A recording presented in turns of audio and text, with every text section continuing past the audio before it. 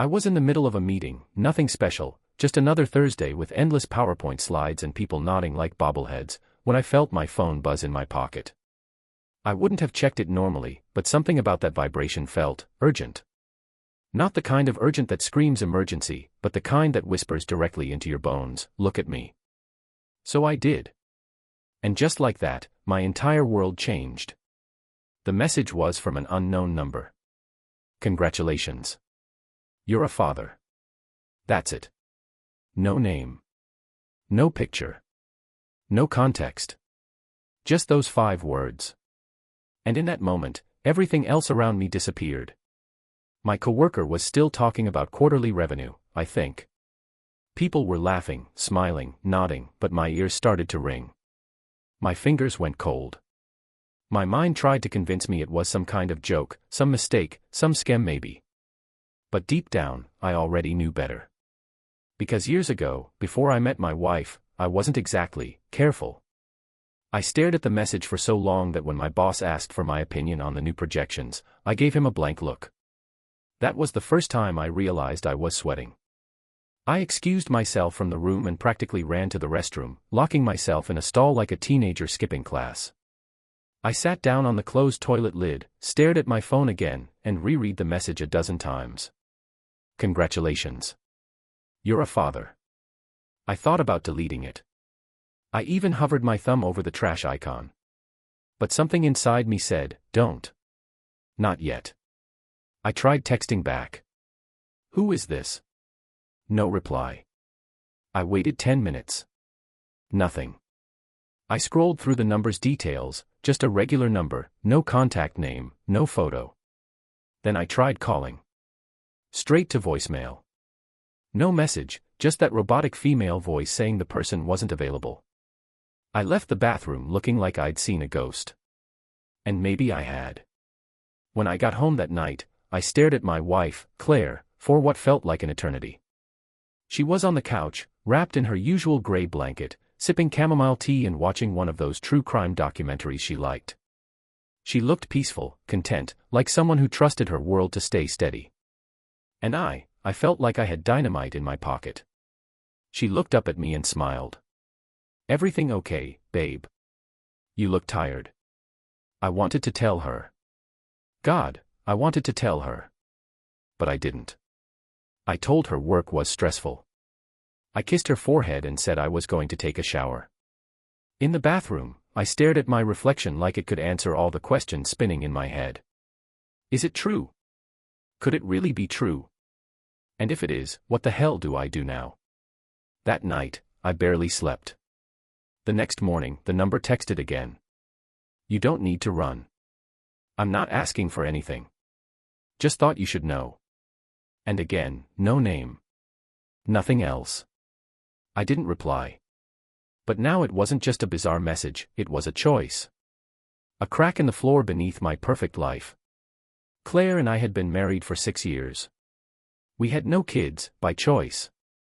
We both had stable jobs, a nice 2-story house in the suburbs, a garden we were too lazy to tend, and plans to maybe travel next summer. We were that couple, the one everyone envied for being so in sync. Except I was out of sync with reality now. I was walking around every day holding onto this secret, checking my phone constantly, hoping for more information, and dreading it at the same time. I even started going through my old emails and social media accounts, trying to piece together who it could be. There were names, of course. Memories. I wasn't proud of all of them, but none of them stood out. No woman had ever said she was pregnant. No one had ever even hinted. Until now. The third message came 3 days later. "He's 4 years old. His name is Leo." That's when I dropped my phone. 4 years. That would mean, before Claire. Barely. I sat down on the edge of the bed and just stared at the wall, trying to calculate what that meant. Trying to remember who I was 4 years ago. I wasn't a bad guy. Just a little lost. I had just broken up with someone I thought I'd marry, and I spent a few months doing all the dumb things single guys do when they think they're free. Leo. The name bounced around my skull like a ping-pong ball. Leo. A boy. A child who, if the message was real, was mine. I didn't tell Claire. Not yet. Instead, I called in sick to work the next day and drove around aimlessly for hours. I even parked outside a playground for a while, watching the kids run around, climb jungle gyms, chase each other with sticky popsicles. I wasn't even sure what I was looking for. Some clue. Some emotional trigger. What I found was guilt. So much guilt. Not just for what I may have done, but for not telling Claire. For letting a stranger's words wedge themselves between us like a thin, sharp knife. But how do you say that? Hey honey, I got a random text from someone claiming I fathered a child years ago. Want to talk about it over dinner? I couldn't do it. And I think that's when I realized something darker. Part of me didn't want to know the truth. Because if I knew it, really knew it, I'd have to make a choice. And that choice could cost me my marriage. But the messages didn't stop. A week later, I got a photo. It was of a boy. Curly brown hair. Blue eyes. A lopsided smile. He was sitting on a red swing, holding a toy dinosaur, and he looked exactly like my childhood photos. Exactly. I dropped the phone again, my hands trembling this time. Under the photo, just 3 words. He needs you. That night, I had a nightmare. I was standing in the middle of a crowded street, watching Claire walk away from me, her figure getting smaller and smaller as I held a crying child in my arms. And no matter how loud I screamed her name, she never turned back. I woke up gasping, sweating through my shirt. Claire stirred beside me and asked if I was okay. I told her it was just a dream. But I knew better. It was a warning.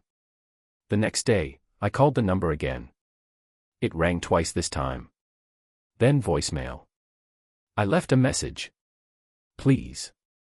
I need answers. Who are you? Where are you? Is he really mine? I'm not ignoring this. I just need to know what I'm walking into. I didn't expect a reply. But I got one that evening. A video. Just 10 seconds long. A child, Leo, running across a field toward the camera, laughing, calling out, "Daddy, wait." And the voice behind the camera, female, familiar, faint, laughing back. That voice sent a chill through my soul. Because I knew it. And if I was right, it was someone I never wanted to see again. I didn't sleep that night. I lay in bed, my back to Claire, staring at the ceiling and replaying that 10-second video over and over in my mind. The way he ran. The way he said, "Daddy." The voice, God, her voice. It had been years, but I'd recognize it anywhere. Even buried under laughter, even from a scratchy video clip recorded on a phone. It was her. Madeline. That name alone twisted something in my gut. We dated for a few months, nothing serious, at least I thought so. She was beautiful, wild in the way that made you feel alive, and dangerous in the way that made you wish you weren't. One of those people who knew how to take up space. She had this energy that made you feel like she was the only person in the room, and when she turned it on you, it was impossible not to burn.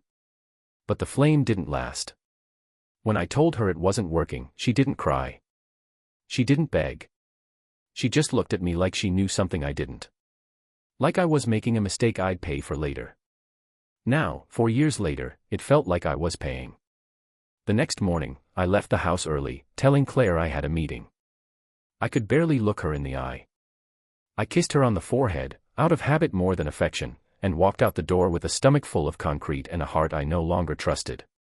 I sat in the car, staring at my phone, hovering over the messages again. The number was still saved under unknown. I couldn't bring myself to rename it. I wrote, "Is your name Madeline?"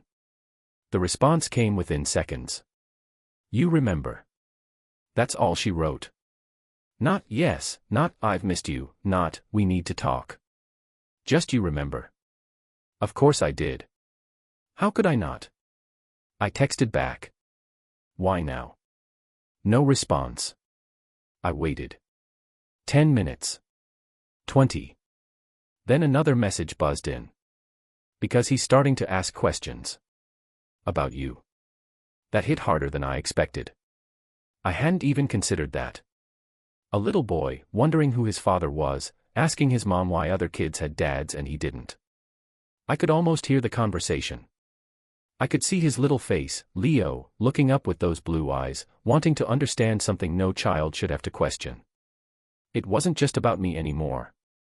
I drove to the only place I could think clearly, this little overlook about 20 minutes outside town. It's where I used to go before Claire. A quiet hill with a view of the city skyline, the kind of place where you could pretend your problems were smaller than they really were. I sat on the hood of my car, wind in my face, heart racing, and tried to figure out what the hell I was supposed to do. If I confronted Madeline, what would she say? Was she going to ask me for money? Custody? Involve me in Leo's life suddenly after 4 years of silence? And if I told Claire, what would she say? I imagined it 100 ways. None of them ended well. Then the phone buzzed again. He wants to meet you. I didn't know how to answer. My hands were shaking. My throat was dry. I didn't even know this kid. What if he hated me? What if I saw him and couldn't feel anything? Or worse, what if I saw him and felt everything? Another message came through. Just once. No pressure. No strings. He thinks his dad is a hero. Don't ruin that.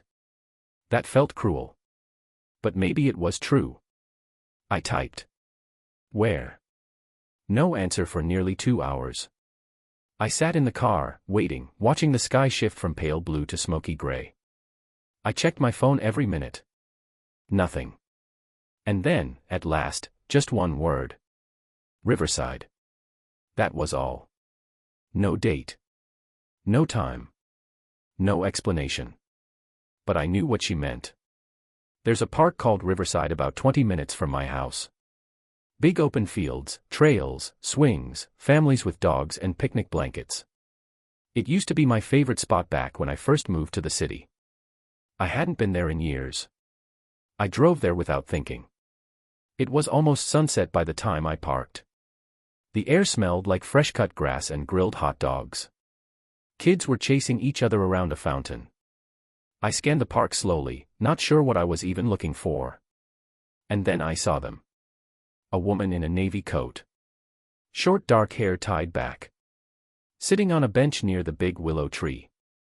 And beside her, a boy. He was holding a small backpack, legs swinging off the bench, talking fast and animated with his hands, the way I used to when I got excited as a kid. She turned to him, smiled, nodded. Her smile was exactly how I remembered, small, knowing, like she always had a secret. My heart tried to crawl out of my chest. I stood there frozen for a full minute, maybe more. I could have walked away. I probably should have. But instead, I took a breath and started walking toward them. She saw me first. Her eyes flicked up, locked on mine, and she didn't move. She didn't smile. She didn't wave. She just watched. Leo turned to see what she was looking at. When his eyes met mine, something shifted inside me, something I hadn't felt before. It wasn't instant recognition. Of course not. But it was curiosity. Like he was seeing a piece of a puzzle he hadn't realized was missing. Leo, Madeline said softly, this is Michael. She didn't say, your dad. She didn't need to. He tilted his head, studying me the way kids do when they're unsure. Hi, he said. Just that. Hi. I knelt down slowly, trying not to shake. Hey, buddy. He looked at me for another long second, then pointed to the dinosaur clutched in his hand. This is Rex. He bites. I smiled despite the panic tightening my chest. Does he? I used to have a dinosaur like that. Mine was named Spike. He blinked. Spike's a good name. Madeline stood up but didn't come closer.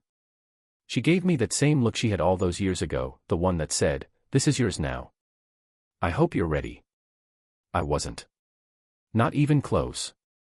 But I sat on the bench anyway, next to this boy who might be my son. And for the first time in days, I felt something that wasn't fear. It was something worse. Hope. Because hope meant I wanted this to be real. And if it was real, everything in my life, my marriage, my future, who I thought I was about to change forever. Leo talked the entire time. About his dinosaur collection. About the turtle his class was taking care of. About how he was going to be a firefighter when he grew up, no, wait, maybe a scientist. Or both. And I sat there, nodding, smiling, responding when I could, while my entire mind screamed with one deafening question. Is this really my son? I didn't ask Madeline, not in front of him. I couldn't. But every time I looked at him, I saw pieces of myself I hadn't known were missing. His blue eyes were exactly like mine. The way he scrunched his nose when he concentrated. I did that, too. And when he got excited, he talked too fast and forgot to breathe, just like I had at that age. Just like I still did, sometimes. And yet, I couldn't let myself believe it completely. Not without proof. Not without knowing for sure. When Leo ran off to the playground, Madeline finally spoke. You don't have to stay long, she said, barely looking at me. I didn't bring you here to guilt you. I thought you deserved to see him. Why now? I asked again, this time out loud. Why did you wait 4 years? She shrugged. I wasn't sure you'd care. I would've, I said too quickly. Too defensively. She looked at me now. Really looked. Would you? Her eyes weren't accusing. They were just tired. And that, more than anything, made me pause. She wasn't here to start a fight. She wasn't here to ruin my life. At least not deliberately. I didn't know, I whispered. You never told me. You left, she said. We were barely a thing. You didn't even call. I swallowed hard. Because I thought we both agreed it wasn't serious. I found out I was pregnant 2 weeks after you left, she said. I wanted to tell you. I even wrote out a whole message once. But you were already with her. The wife. Claire. She nodded. Claire. You looked happy. I figured the last thing you needed was me crashing into your perfect little life. It's not perfect. She smiled at that, sadly. No one's is. We watched Leo from a distance. He was helping a little girl push her swing, laughing when it flew too high and she screamed with joy. He's amazing, I said quietly. I know, she replied. We sat in silence for a moment longer. I want a paternity test, I finally said. Madeline didn't flinch. I expected that. I'm not trying to doubt you, I said quickly. It's just, if I do this, if I open this door, I need to be sure. She nodded. I'll set it up. No lawyers. Just the truth. And then she stood. Come on, Leo. Time to go. Leo ran up to us, breathless and red-cheeked. Can he come with us? He asked, pointing at me. Madeline smiled gently. Not today, honey. Maybe soon.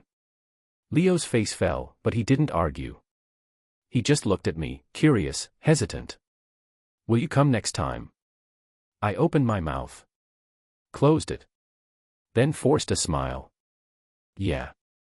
I will. He grinned. Okay. Bye. He hugged Madeline's leg, then gave me a little wave before trotting off beside her. And I stood there watching them go, a hollow ache blooming in my chest. Because I wanted to follow them. And I couldn't. When I got home, Claire was setting the table for dinner. Hey, where have you been? She asked, glancing up. I thought you were working late. I stared at her. The woman I had built my life with. The woman who still believed she was my only reality. I had to go somewhere, I said, hanging up my jacket. She came over, kissed my cheek, and smiled. Well, you're just in time. I made your favorite, pasta with the spicy sausage you like. I nodded, sat down, tried to eat. But every bite tasted like a lie. The guilt was unbearable. And it got worse when Claire leaned across the table and said, so. I was thinking we could try again. I blinked.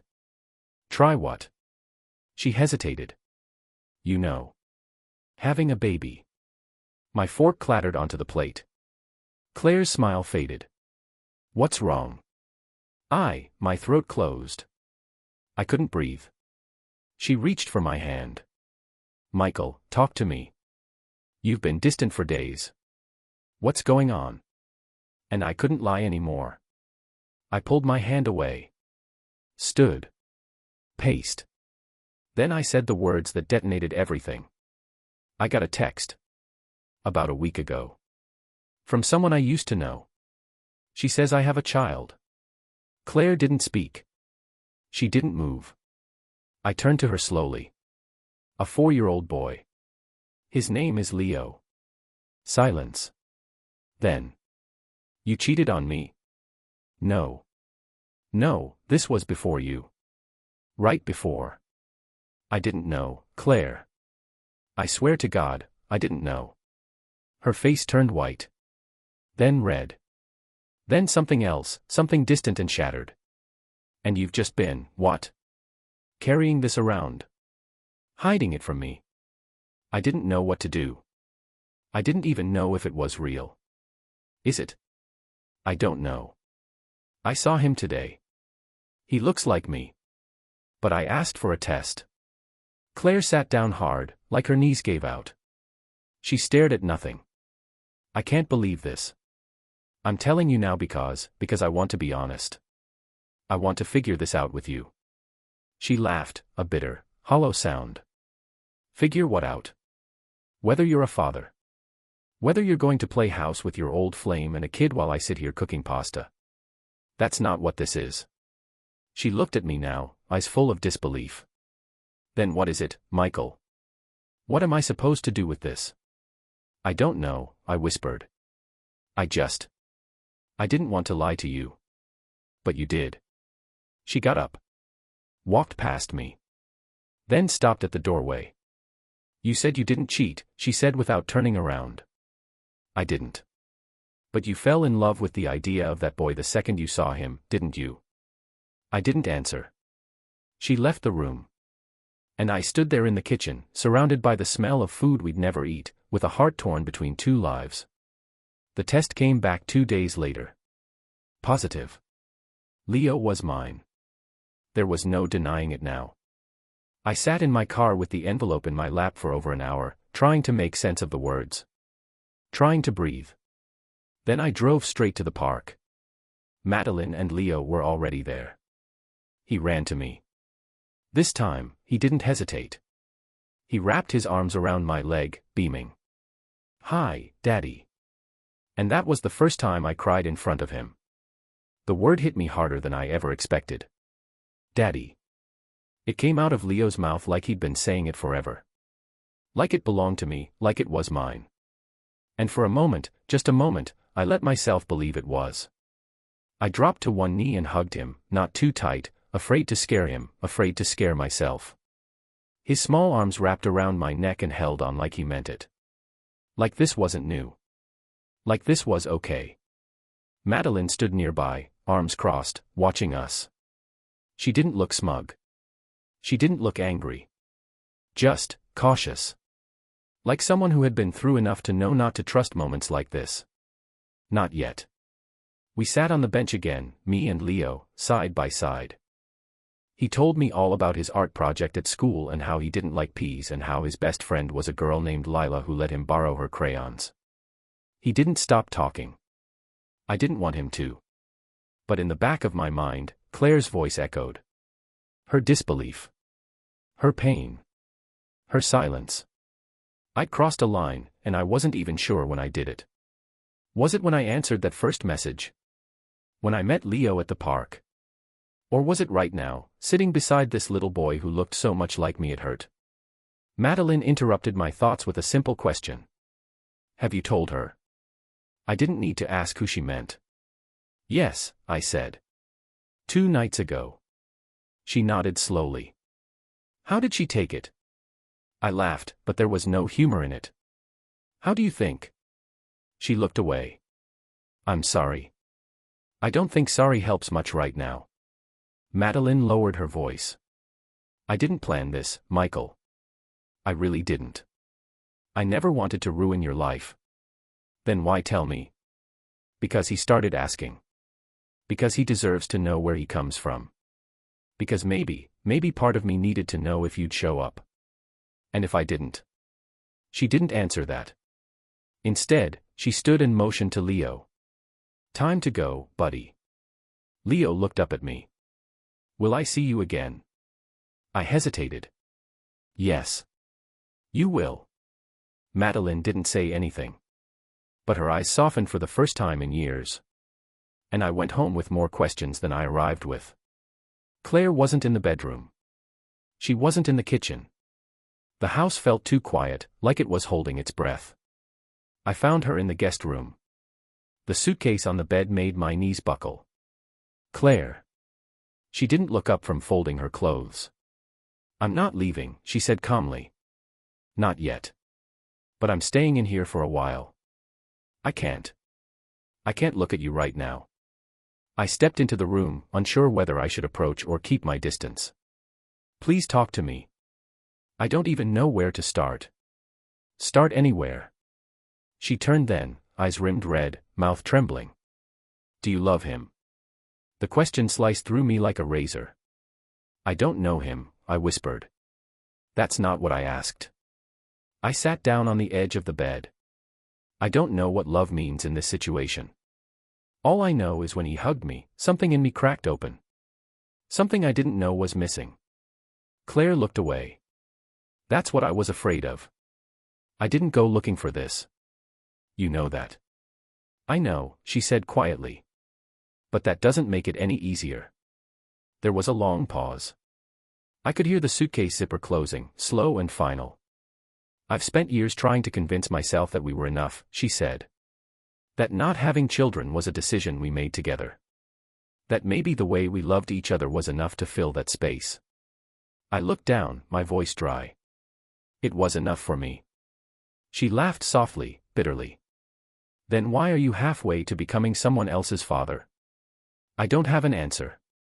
That's the problem, she said. You don't know who you are anymore. And neither do I. The next week was the strangest of my life. Claire and I lived like quiet roommates, polite, distant, brittle. We ate in separate rooms. We barely spoke. I tried once or twice to bridge the gap, but she shut down every time. I couldn't blame her. Meanwhile, I saw Leo twice more. Madeline let me take him for ice cream the second time. Just the two of us. He talked the whole time again. He didn't ask me hard questions, not yet. But I knew they were coming. And I had no idea how I'd answer them. After I dropped him off that night, Madeline asked to talk. We sat in her driveway. The porch light was dim. Leo was inside, watching cartoons, unaware of the storm outside that was still gaining speed. I want to ask you something, she said. Okay. If Claire leaves you, are you going to resent him for it? The question took my breath. No. You sure? I looked her in the eyes. I'm not blaming him for any of this. He's just a kid. He didn't ask for this. Madeline nodded. Good. Because he adores you already. I can see it. And I don't want you coming in and out of his life like a ghost. He deserves better. I know. She looked down at her hands. He asked if he could draw a picture for you. I told him yes. I'd love that. She smiled faintly, then looked up again. So what are you going to do? I shook my head slowly. I don't know. I'm trying to do right by everyone. But I feel like no matter what I choose, someone gets hurt. Madeline leaned back against the car seat. That's what parenting is. Loving people and hurting them sometimes anyway. The words stayed with me all the way home. That night, Claire was sitting at the dining room table. She had a glass of wine in front of her. An untouched plate of dinner. And something in her eyes that I hadn't seen in days. Not anger. Not pain. Resolve. I want to meet him, she said. I stopped in my tracks. What? Leo. I want to meet him. Are you sure? No. But if I'm going to hate you for this, I at least want to hate you with the full truth. I sighed. You might not hate me after. She took a sip of wine. Don't count on that. We arranged it for the weekend. A neutral space. A park. When Claire saw Leo, she froze. He ran up to me, hugged my leg again, started babbling about a squirrel he saw. Claire just stood there. Then, slowly, he looked up at her. Blinked. Are you my dad's friend? He asked. Claire opened her mouth. Closed it. Then knelt down. I'm someone who really loves your dad. Leo nodded solemnly. That's good. He's a nice guy. She laughed, just a little. Yeah. He is. They talked. They played catch.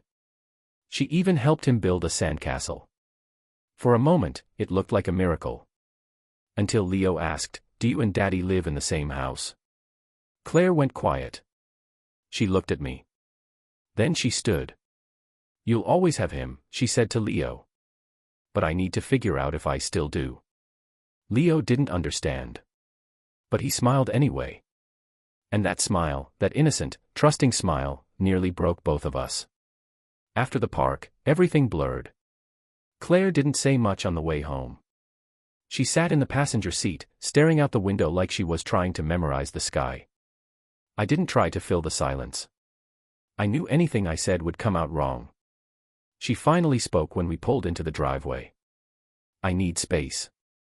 I nodded, not because I agreed, but because I understood. She got out, went inside, and closed the bedroom door behind her. I stayed in the car for a long time, engine off, keys in my lap, watching the house that used to feel like a home turn into something colder. More distant. I wanted to call Madeline. I didn't.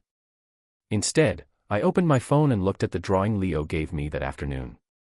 It was crayon on white paper, me with big rectangle glasses, I don't even wear glasses, him with a green dinosaur, and Claire standing between us with a giant smile. He had written in big uneven letters. My family. The misspelling somehow made it worse. It wasn't just a drawing. It was a wish. A dream he didn't even know was impossible.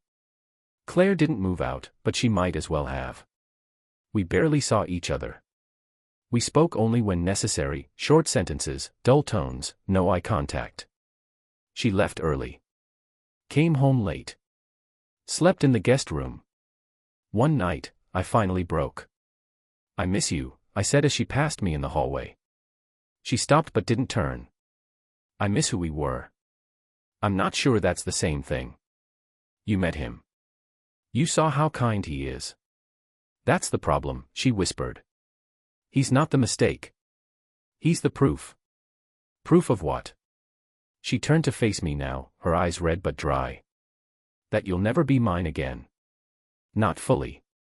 Not completely. A few days later, I met Madeline at a cafe near her place. Neutral ground again.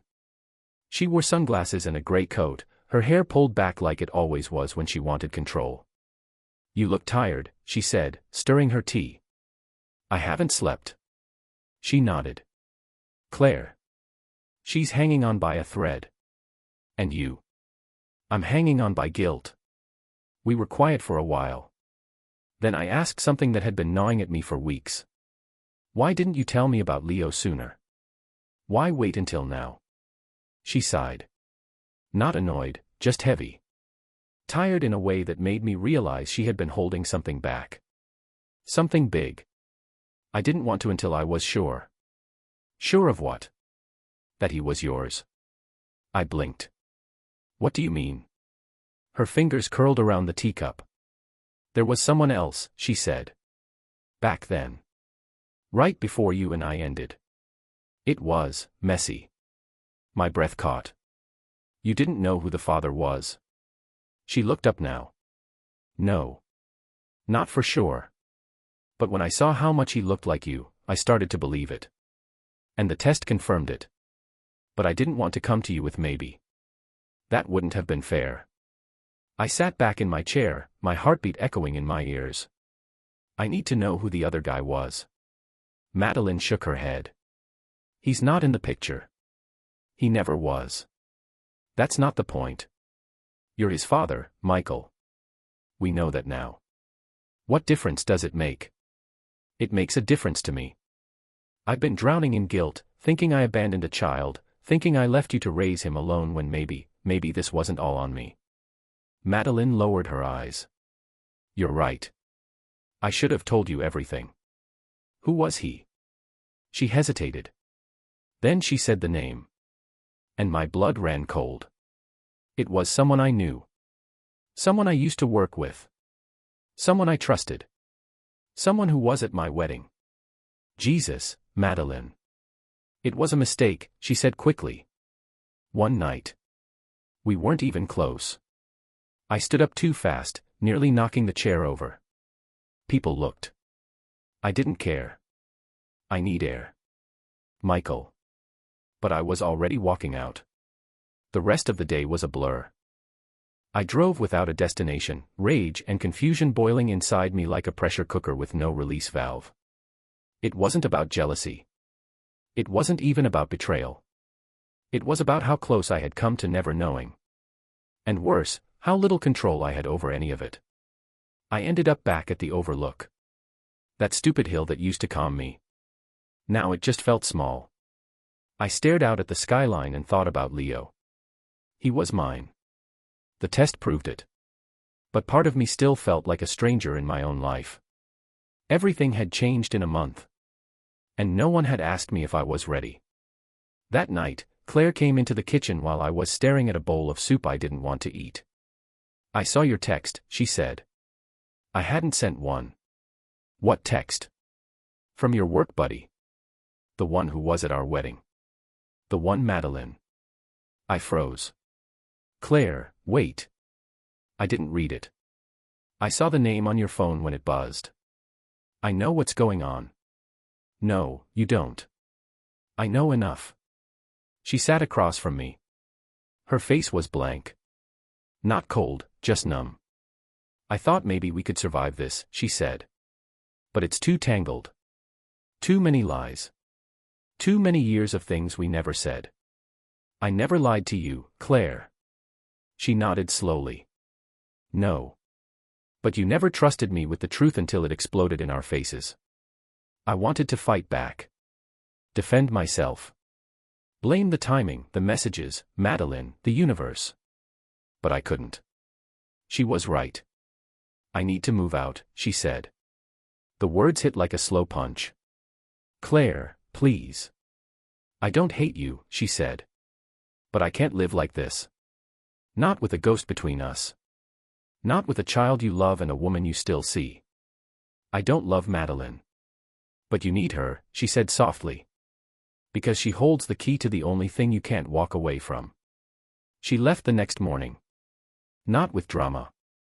Not with tears. Just a single suitcase and a note that said, I hope one day this story makes sense for both of us. Until then, take care of him. I read it 10 times. Then I folded it up and put it in the drawer next to Leo's drawing. I had lost the woman I thought I'd spend my life with. But I hadn't lost everything. Not yet. That night, I knocked on Madeline's door. She opened it slowly, confused. I held up Leo's drawing. Can I see him? She stepped aside. And for the first time, I stepped fully into a life I didn't choose, but one I was starting to believe I was meant for. It's strange how quickly a child can become the center of your universe. Just a few weeks earlier, Leo had been an abstract idea, maybe, a ghost from the past. Now, he was sitting at my kitchen table with peanut butter on his chin, telling me about how T-Rex couldn't swim but probably still loved the water. Every time he said, Dad or Daddy, I felt something tighten in my chest. Not fear. Not guilt. Something harder to explain. Responsibility. Belonging. Maybe even love. Claire was gone. That chapter, whatever was left of it, had closed without a final sentence. No shouting. No accusations. Just absence. I still caught myself glancing at the guest room door sometimes, half expecting to see her silhouette in the hallway. But she wasn't coming back. And in her place, there was this boy. Leo started staying with me 2 nights a week. At first, it felt surreal, packing lunchboxes, brushing little teeth, trying to explain bedtime routines I barely understood. I didn't know how to be a father. But somehow, he didn't seem to mind. "Are you gonna live here forever?" he asked one morning, his legs swinging from a kitchen stool. I paused, coffee mug in hand. "I already do." "No, I mean with me." I crouched in front of him, looked him in the eyes. "As long as you want me around, buddy." He nodded like that answer was good enough. Then he offered me a bite of his cereal, even though it was mostly soggy. I took it. And for a while, things felt okay. Madeline kept her distance. She wasn't cold, just careful. We had an unspoken rule: we talked only about Leo. No late-night conversations. No nostalgic memories. No questions about the past. And maybe that was for the best. One afternoon, after picking Leo up from preschool, I found Madeline waiting outside her apartment with a worried look on her face. "We need to talk," she said. My stomach dropped. "What's wrong?" "It's not about Leo," she said quickly. It's about you." "Me?" I followed her upstairs. Leo was inside, happily gluing macaroni to paper with a babysitter. He waved at me, face smeared with red paint. I smiled, but I was already tense. Madeline led me to the balcony, closed the door behind us, and crossed her arms. "You remember I told you I was with someone else around the time I got pregnant?" "Yeah." "You remember who it was?" I did. Too well. "Well, he knows now." My chest tightened. "How?" "I don't know. I didn't tell him. I swear. Maybe he saw the messages. Or the video. I'm not sure. But he messaged me last night." "What did he say?" "He wants a test. He says if there's even a 1% chance Leo's his, he has a right to know." I leaned against the railing, trying to stay calm. "But we already did the test." "I know. You and I know. But legally, he could force it. And if he pushes hard enough, we might have a custody situation on our hands." I turned to her sharply. "You think he wants Leo?" Madeline hesitated. "I don't know. Maybe not. But maybe he just wants to make a mess. Maybe he wants control. Or revenge. You know the kind of man he is." Unfortunately, I did. He wasn't a man who wanted children. He was a man who wanted leverage. Power. The kind of guy who never got over losing, and I had unknowingly taken something he might have decided belonged to him. "I'll talk to him," I said. "No," Madeline snapped. "That's exactly what he wants." I paused. "Then what do we do?" She sighed. "We wait. We see if he actually files something. And if he does, we fight." I looked through the balcony glass at Leo, still grinning with glue-covered fingers and too much joy for the room he was in. "I can't let him near Leo," I said. Madeline met my eyes. "Neither can I." For the next 2 weeks, I barely slept. I went through the motions: school drop-offs, playtime, bedtime stories, but I was on edge constantly. Every knock on the door, every unknown number on my phone felt like a threat. And then, just when the tension started to settle, Leo disappeared. It happened on a Thursday. Madeline had dropped him off at preschool at 8:30 a.m. like usual. I was supposed to pick him up at 3 o'clock. But when I got there, the receptionist looked at me strangely. "Didn't your wife pick him up already?" I froze. "What?" "At 1 o'clock. She said there was an emergency doctor appointment." I stared at her. My blood turned to ice. "I don't have a wife," I said slowly. "Not anymore. And Leo's mom is at work right now." The receptionist stood up. "Oh my God. I don't remember running to the car. I don't remember dialing Madeline's number. But I'll never forget the scream on the other end of the line when I told her what happened. The next 4 hours were the longest of my life. Police. Questions. Photos. Timeline. They pulled the school's camera footage. A woman with long dark hair. Big sunglasses. Baseball cap. She held Leo's hand. He looked calm. Trusting. Because she said she was family. Because he didn't know better. Madeline was hysterical. She paced her apartment, yelling at officers, accusing everyone. I tried to stay calm, tried to think clearly. Who would do this? Then it hit me. That man. The other one. The one she told me about. He knew. He was angry. He had power. And now, maybe, he had Leo. I told the police everything. I gave them his name, his photo, his last known address. An hour later, they found his car outside a motel on the edge of the city. When they kicked in the door, Leo was there, sitting on the bed, watching cartoons, eating cookies. Unharmed. The woman who had taken him. A friend of the man. Hired to do a favor. No one got hurt. But the damage was done. That night, Leo slept at my place. He clung to me like I was his last safe space. And maybe I was.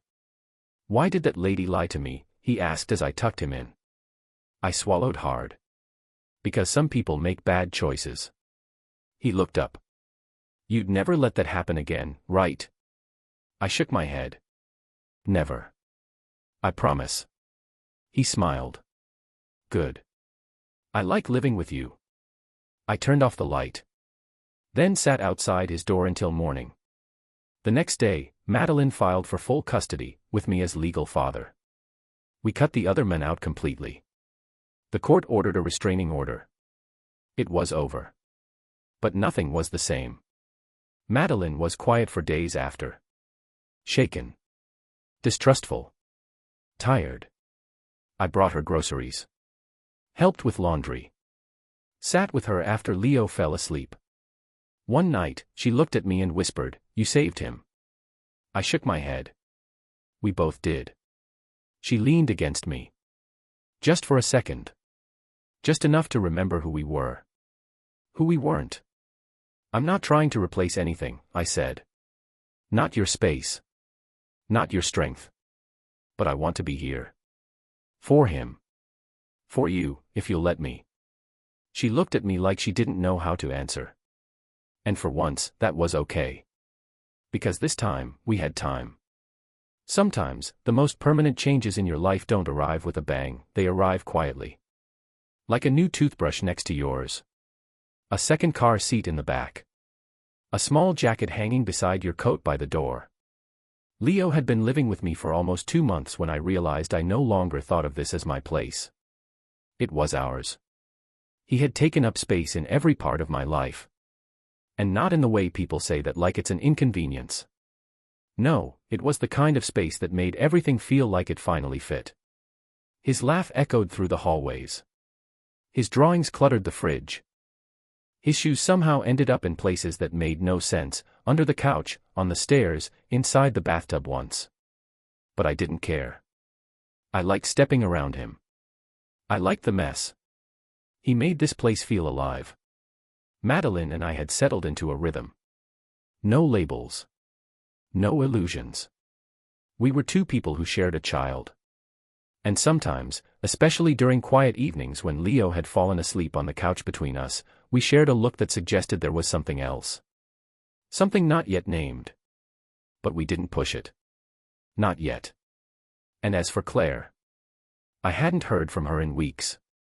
Not directly. She had moved in with her sister, changed her number, asked through her lawyer for time and space. She hadn't filed for divorce. But she hadn't come back either. I tried not to resent her for that. I understood. I really did. Because if I had been in her shoes, I don't know that I would have stayed either. One Saturday morning, Leo and I were sitting on the porch eating toaster waffles and watching squirrels argue over a piece of bread. He was telling me, in serious detail, about how he'd build a rocket ship out of pillows when I noticed a car pulling up. Claire. She stepped out slowly. Cautiously. She was wearing a long coat, sunglasses, and a scarf, like she'd dressed for emotional protection. Leo blinked and waved. "Hi, lady who gave me juice at the park." Claire smiled, soft but real. "Hi, Leo." He ran up and gave her a quick hug before darting back to his waffle. He wasn't shy with affection. That part, I was sure, came from me. I stood. Claire. I didn't know you were coming. She took off her glasses. I didn't know either. I was driving and I ended up here. I nodded. You want to sit? We sat on the porch in silence, listening to Leo make rocket noises as he jumped off the step for the third time. He's beautiful, Claire said finally. Yeah, I said, watching him. He is. She turned to me. You seem different. I shrugged. I feel different. Happy. Grounded. She nodded. I thought I'd hate you forever. Do you? She sighed. Not anymore. I did, though. For a long time. I get it. I know you didn't plan any of this. I know it fell into your lap like a storm you didn't ask for. She looked at me now. But you caught it anyway. I swallowed hard. I didn't want to lose you. I think we lost each other before all this, she said gently. We just didn't know it yet. There it was. The truth neither of us wanted to say, but both of us had known. I didn't come here to pick a fight, she said. I just wanted to see what kind of father you became. And she smiled. He's lucky. I looked away, throat tight. You're not mad I didn't fight harder for us? I asked. I was. But then I realized, if I had to fight for love, maybe we were already losing. A long silence. Then she stood. You're not the man I married anymore. But maybe that's a good thing. Will I ever see you again? I asked. Claire hesitated. Maybe one day. When it doesn't hurt. She waved goodbye to Leo, then walked back to her car and drove away. She didn't look back. And neither did I. Later that week, Madeline invited me to a school event, Leo's Family Day. It was a simple thing. Singing songs, sharing snacks, kids pointing out their parents like they were superheroes. But I'd never been in a room full of strangers and felt so seen. Leo dragged me from table to table, introducing me like I was made of gold. This is my daddy, he told one teacher, tugging my arm with both hands. He works on computers and makes the best grilled cheese. I laughed. The cheese part is true. The rest's up for debate. By the time the event ended, I felt something I hadn't felt in years. Wholeness. On the way back to the car, Leo was quiet. Thoughtful. I buckled him in, then asked, "What's going on in that big brain of yours?" He looked at me, serious. "Are you gonna be my dad forever?" I leaned in, kissed his forehead. "Forever and a day." He grinned. "Cool. 'Cause I don't want another one." My heart swelled. "You'll never need another one." A month passed. Then 2. And one evening, while Leo was asleep and the house was wrapped in calm, Madeline came over. No warning. No text. Just a knock on the door and that old familiar look in her eyes. "I was walking," she said when I opened the door. "And I ended up here." That phrase again. I led her inside. We sat in silence for a while, each holding a mug of tea we barely touched. Then she said, softly, "Do you ever think about what might have happened if I told you back then?" "All the time." "Would we have been different?" "I don't know. But I think we're exactly where we're supposed to be now." She nodded. "You've changed. So have you." And then, without warning, she took my hand. Not in a romantic way. In a real way. We've been through something that broke us open and we're still standing kind of way. "I'm scared," she said. "Of what this could become." I squeezed her hand. "So am I. But I trust you." That stopped me. Because after everything, the lies, the silence, the trauma, trust was the one thing I thought I'd never get back. Yet there it was. Quiet. Fragile. True. We didn't kiss. We didn't make promises. But we sat there, side by side, in a home that had once been full of echoes, and now was full of life. Leo stirred upstairs. Madeline smiled. I should go, she said. You can stay. Just tonight. For him. She paused. Then nodded. And we climbed the stairs together, not as lovers, not as broken people, but as something new. Something that looked a lot like family. Epilogue. Years later, I still think about that first text.